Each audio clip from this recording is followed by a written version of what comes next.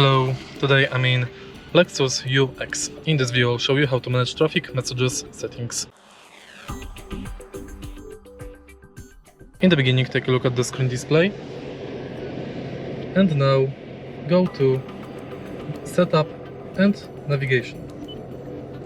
Go to Traffic, and here you can change traffic messages mode. You can manage traffic via internet settings. You can manage radio traffic settings, traffic message radius,